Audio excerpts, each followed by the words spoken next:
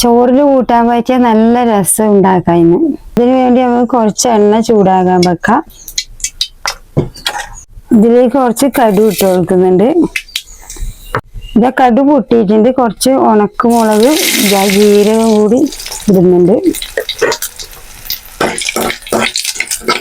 അപ്പോഴത്തേക്ക് നമുക്ക് ഈ ചെറിയ ഉള്ളി അത് എടുത്തിട്ടുള്ളത് ഇതും ഇഞ്ചി പിന്നെ വെളുത്തുള്ളി ഇത് ചതച്ചെടുക്കുക. ചതച്ച് വെച്ചതെല്ലാം റെഡി ആയിട്ടുണ്ട്. ഇനി നമുക്ക് ഇതിലേക്ക് ഇട്ടിട്ട് ഒന്ന് നല്ലപോലെ ഇളക്കി ബ്രൗൺ കളർ ആക്കണം.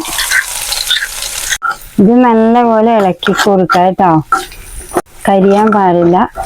ഇതിൽ കുറച്ച് കറിവേപ്പില ഇട്ട് കൊടുക്കുന്നുണ്ട്. ഇനി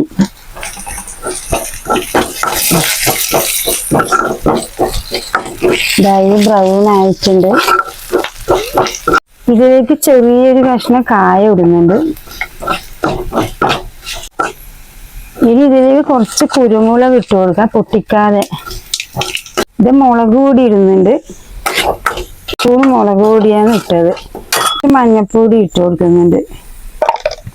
പൊതിർത്തി വെച്ച പുളിയാണിത്, ഞാൻ അരിച്ചിട്ട് വയ്ക്കുന്നുണ്ട്.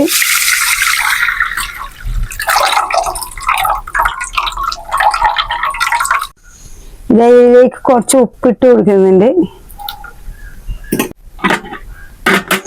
കുറച്ച് മല്ലിച്ചപ്പും കൂടി ഇടുന്നുണ്ട്.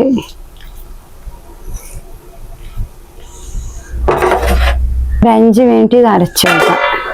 ഇത് 5 മിനിറ്റ് ആയിട്ടുണ്ട്. നമുക്ക് ഇതാ പിന്നെ കുറച്ച് കുരുമുളക് താളിച്ചതുണ്ട്, ഇത് ഒഴിച്ചു കൊടുക്കാം.